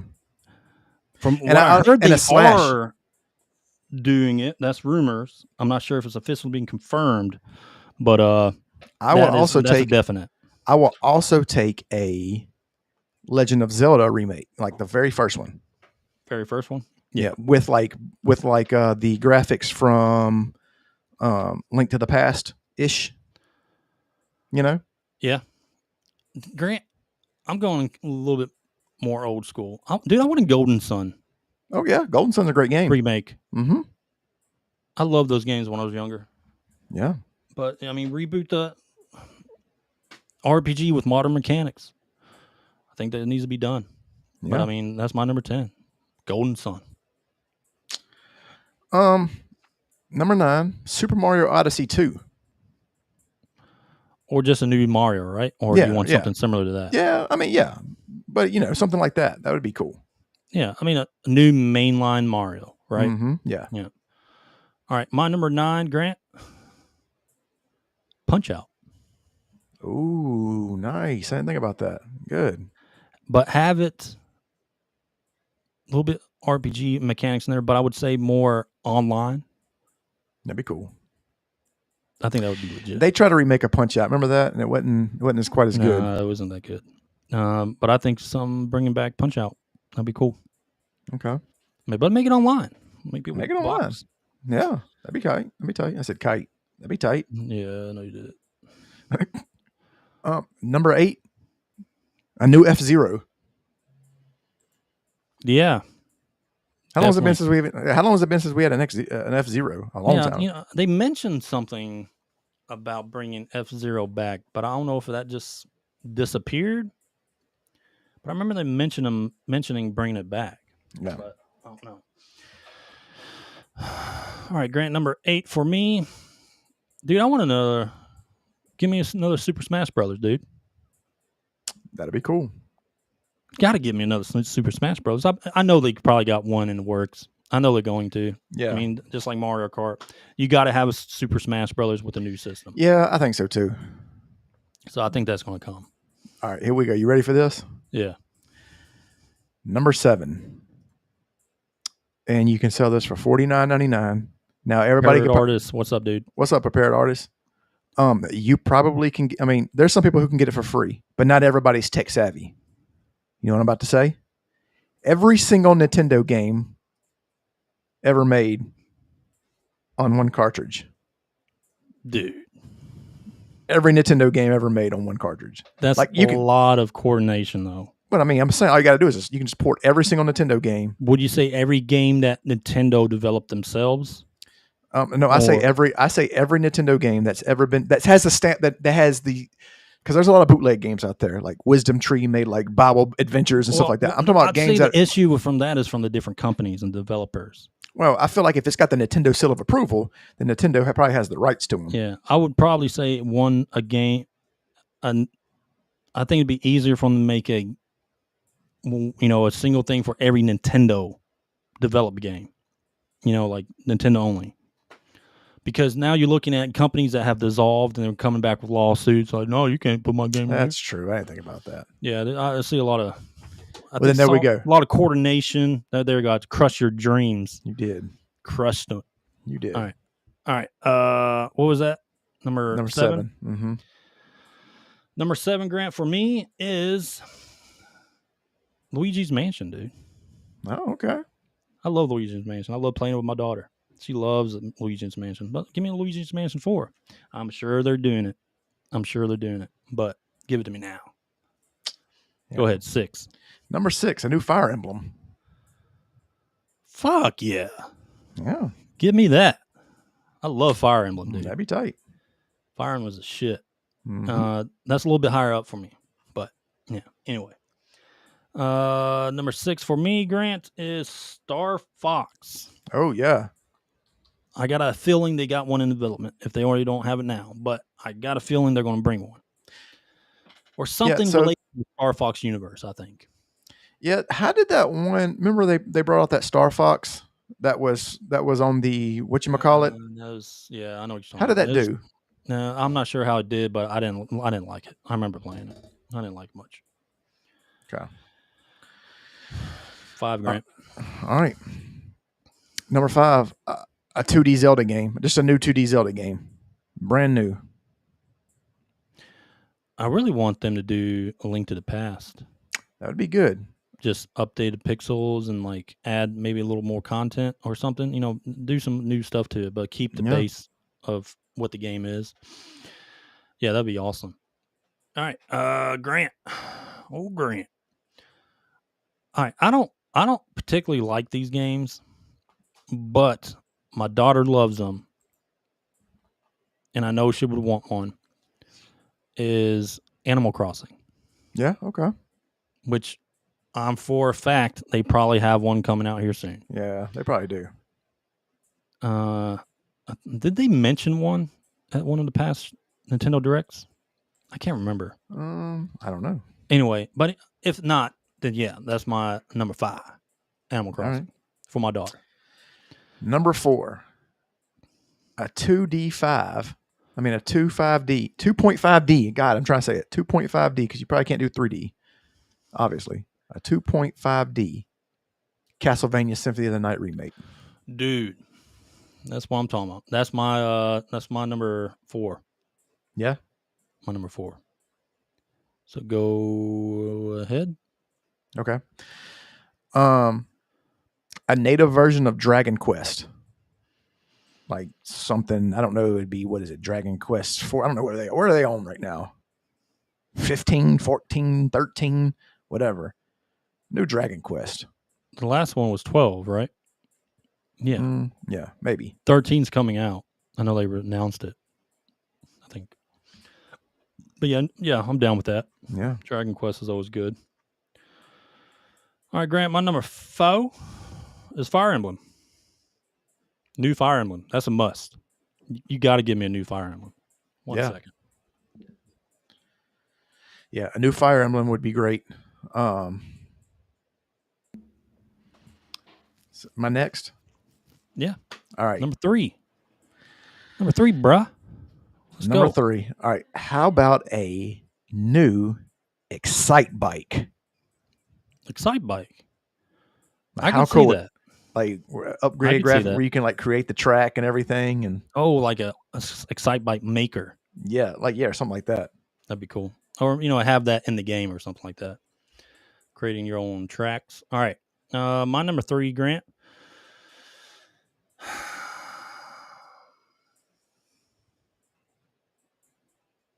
Kid Icarus. Yeah, that'd be a good one. You remember Kid Icarus? Yeah. That was the shit. That was a good game. Back on Nintendo. I love that game. But I think bringing it back, man. Bring it back, man. Make it into a action RPG or something. Kid Icarus. All right. Number 2. Number 2. Now, this would usually be number 1, but I have an idea for number 1. Number 2. It's the Chrono Trigger remake. Of course. That wouldn't be my number 1, but I got something better with a better idea. All right. Well, that's my number 2. Chrono Trigger remake. So go ahead. My number 1 is a Nintendo All-Star RPG. I'm talking about Mario, Samus Aran, Kirby, like everybody. Like so kind of like a Kingdom Hearts merging of the correct. Yes, indeed. Yes. Something like that, right? So everybody from the Nintendo verse. Like you can get Link, but with like Super Mario RPG-esque. That would be tough. Dude, that would be Samus Aran all the way. Yep. Before I announce my number 1, I do want to say I was thinking about putting a remake, like I would say pixelated remake of the Super Metroid. Yeah. Or just original Metroid or something. Yeah, no, that would be good. Yeah. But anyway, so my number 1, Grant, they just made this enhanced HD version or whatever of Xenoblade Chronicles X. Mm-hmm. I always thought that was a very underrated game. Yeah. But they brought you in the mechs. They brought you in the ground combat with combos. They brought you that huge open world. But then they brought the HD version, I guess you can say, on the Switch. Fantastic. But I want an X2. That'd be good. I want an X2. I want them to go back, or maybe just their number 4 of Xenoblade Chronicles. Yeah. Make that have mechs. Bring that back into the game. That X had. I think that is phenomenal. I would play the hell out of that. I think I thought 3 had an opportunity to, but they didn't. They had mechs in there like they do a lot of them. but they didn't allow you to be in them and actually fight in them and travel around the world with them. Yeah. But I think Xenoblade Chronicles X2 is my number one. Okay. They I have a need to make runner up, and they're probably actually going to make it. Honestly, this is probably like a realistic remake, but a Mario Maker 3. Yeah, that'd be legit. My runner-ups was, of course, Super Mario, Legend of Zelda's, Donkey Kong Country. I know they're bringing a Donkey Kong. Yeah, the new one they showed in their Nintendo Direct, but I'll like kind of how. So that one has a mix of like both 2D, like how they showed the trailer, but I want like a country just straight 2D. You know what I mean? But since they're making that Donkey Kong, that's probably not realistic. Let's see. I would want to see a Earthbound trilogy remaster with all the Mother, or just a new Earthbound. I don't know. The whole Mother series, like all of them. Yeah, that'd be cool. Mother 1 through 3. Yeah. Because I think not all of them came to America, right? No, it's just Earthbound. Yep. What else? I have this Chrono Trigger remake. Yeah. That was it, I think. Yeah, that's it. But dude, Nintendo RPG All-Star. Yeah, that'd be good, dude. That'd be tight. Like, you have Super Smash Bros., but I'm talking about like a legit RPG in that world, right? Like, you're transversing universes or the multiverse. Yeah, there you go. Yeah, use the multiverse for that. Yeah. Kingdom Hearts style, but like turn-based RPG though. So like the main protagonist would be protagonist wouldn't be the right word. The main hero, I'm sorry. The main hero would be a normal person, like a normal person, kind of like Kingdom Hearts, like Sora was. And you go to Mario World, you recruit Mario. You go to Planet Zebus to recruit. And it would be cool if in those worlds, you had the gameplay mechanics of how those games were. Yeah. You know what I mean? Like Mario, you had the 3D version or whatever. But then you go to Metroid and you have the side-scrolling, like Super Metroid style. Yeah. Then you could go to Castlevania, You got Dracula's Castle there. Yeah. Same thing, kind of like Symphony Night style too for that. But you could do so many things with it. That'd be tight. You can go to Kirby's World. You can go to Hyrule. Tight. You can add Pokemon in there too. You could. Nintendo has Pokemon. So. You could. You can just, or you can recruit Ash and he has the Pokemon. Like, you know what I mean? Like, that's tight. Man, Nintendo, holla at us. That's $1 million idea right there. Nintendo, call my agent. That is $1 million idea. Call my agent, Ed. Ed's my agent. Call him. For once, your top 10 list is better than mine. That's right. For once. You damn right. First time ever. You damn right. Give me a trophy. I want a trophy. First time ever. All right. But give me a trophy. All right. Grant. Know what time it is? Oh, man. I know what time it is. Time for another shitty game.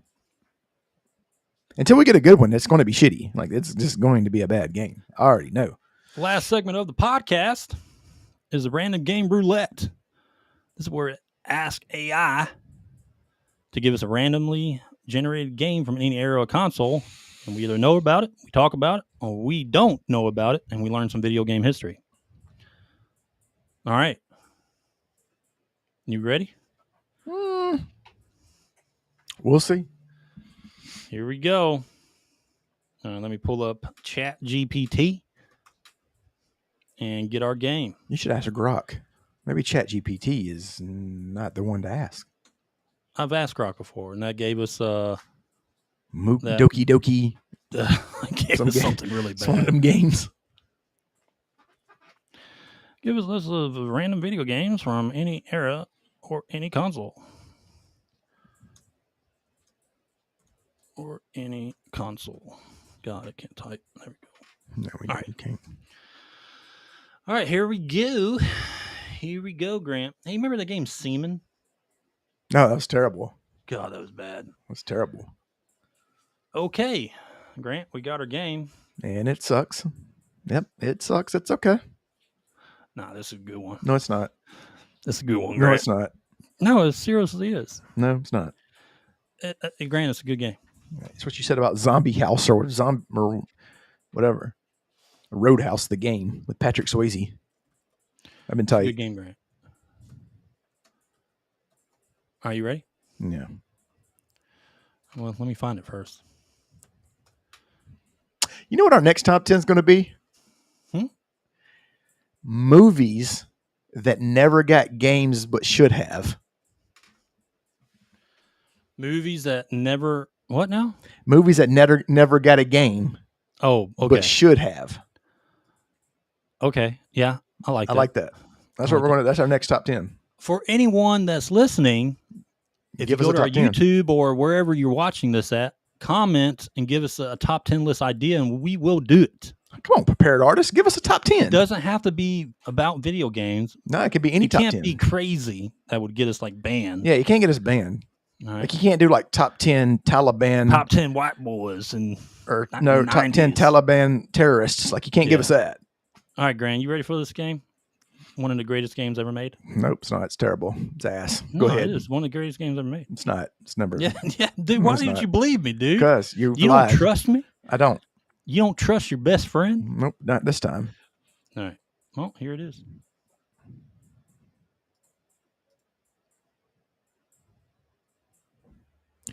What the fuck is this? This ain't a real game.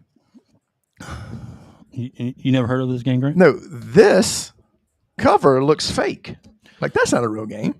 Oh, it's a real game, Grant. Captain Novolin? Oh my God, an action adventure game about diabetes. A game about you. All right, here we go. Oh man. It should have had that guy, Walter Brimley, or what was his name? Diabetes. Grant. Probably possibly the greatest game we ever got on. No, this is actually Random Game Roulette. It's pretty good. Okay, Grant, you ready for the random facts? Captain Novolin. Random facts. Sponsored by a pharmaceutical company. Oh, really? By Pfizer. Didn't call that.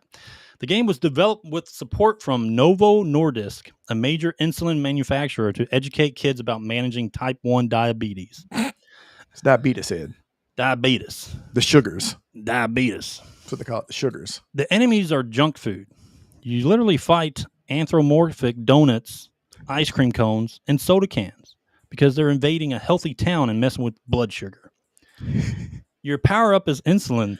Captain Novolin's superpower comes from the correct insulin injections and healthy meals. You need to manage glucose levels to stay alive. Good God, kids don't know what the fuck glucose is. No, but yeah. All right. Made for kids with diabetes.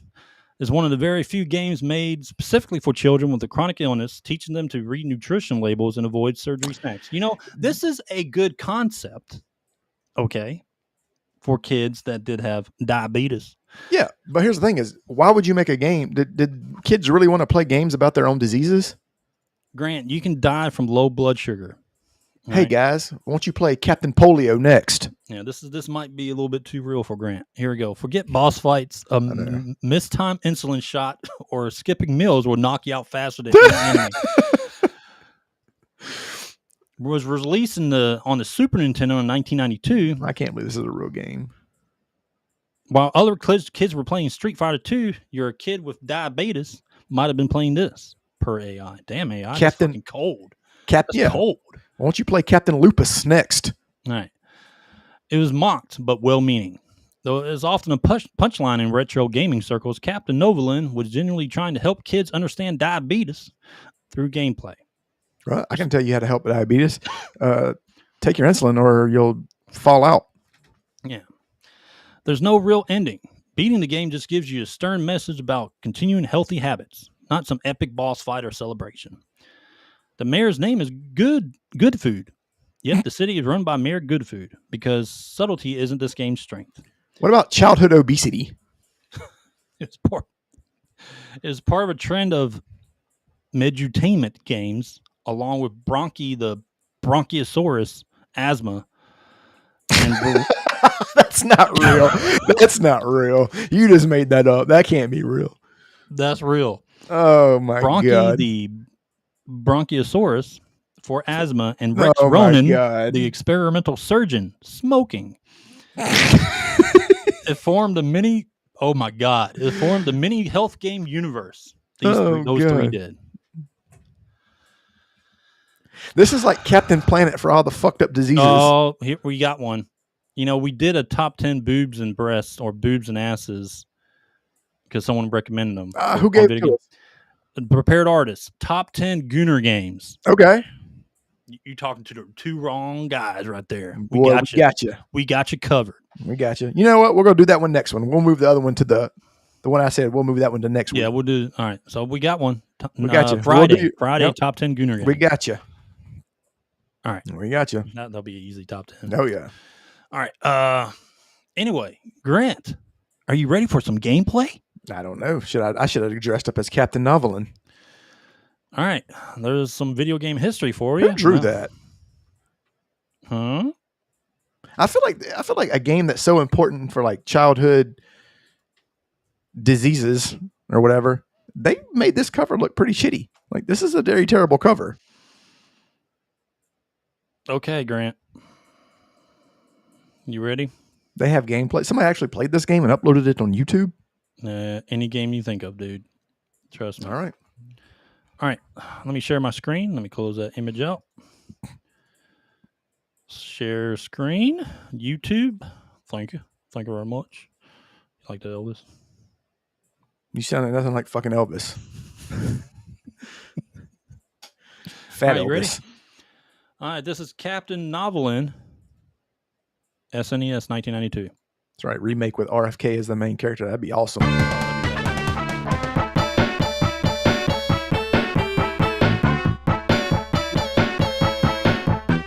Can't hear you.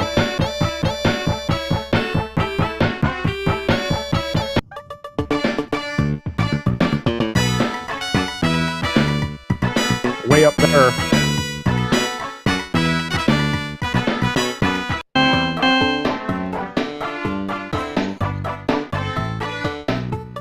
No. Was that a white Oprah? I don't know what that was, but I just know that they had like all the glucose level. These kids don't know what this is. Looks like Michael Jackson a little bit, like Janet, or was his other sister? There's Carlton. Wait, that's not Carlton. Like Al Roker. Oh, here we go. Gameplay. Insulin is made by the.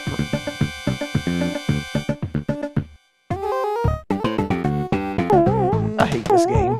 Yeah, Prepared Artists. They need to make a game about COVID. Have RFK there. This game is so bad. Like I would drink my own vomit than play this game. RFK COVID. I wonder how that would be. What would he be doing? It's firing people from the CDC, and it'd be really. RFK Paul Fauci is the final boss, or excuse me, Fauci is the final boss. RFK would be an acronym. It would stand for really fucking kick ass. Hunter Biden's laptop at him or something like that. Anyway, let's keep going. Oh, this donut. Yeah, dodge that. Oatmeal? Cereal? He didn't fight nobody. He just walked to the end of the street.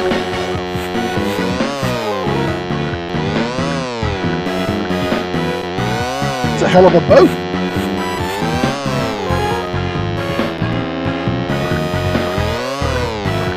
Dude, a boat can do that in real life? Where's a uterus?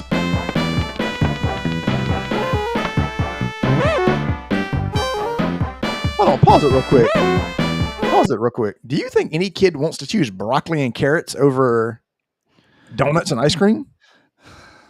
Also, you can eat that stuff if you take your insulin.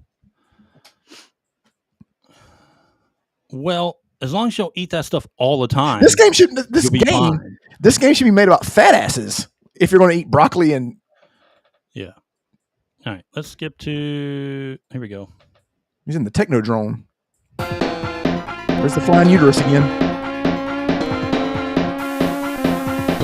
Those strawberry Twizzlers.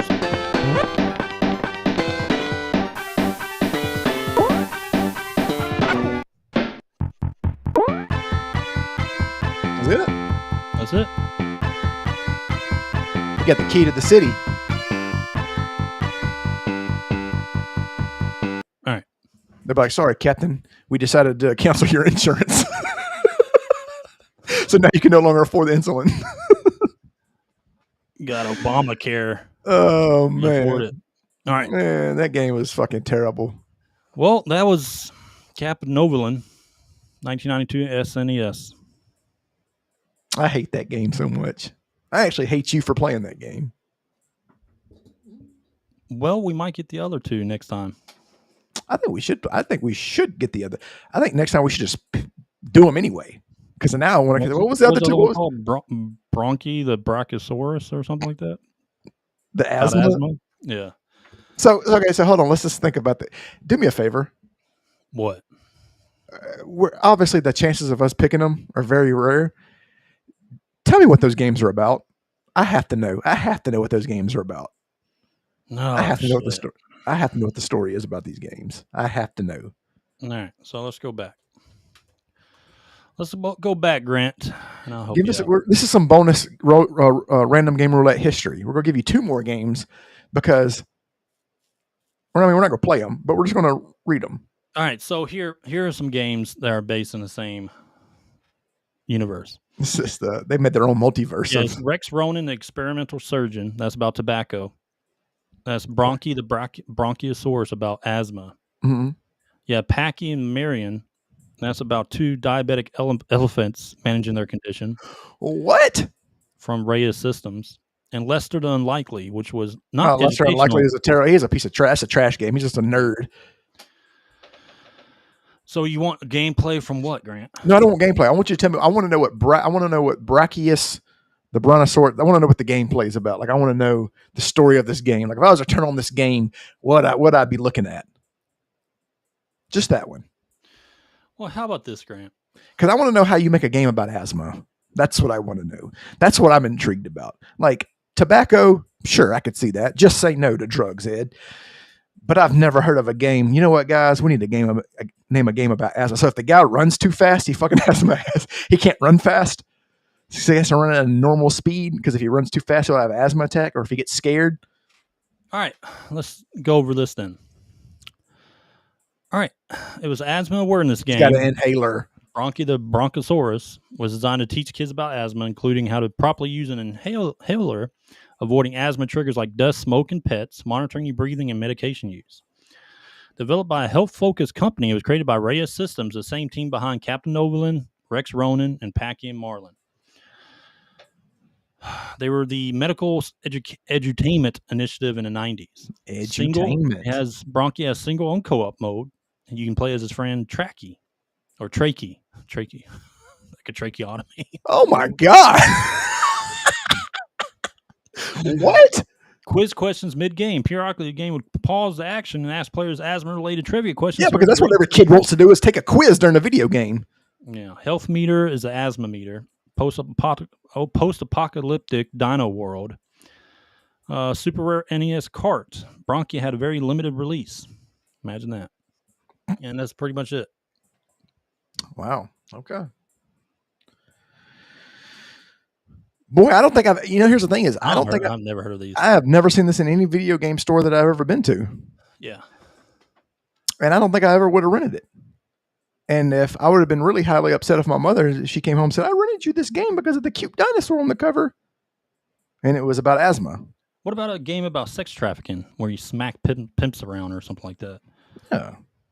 I don't know if sex trafficking was a big issue or talked about issue in the early 90s. Nowadays it would be, though. Yeah, it would be now.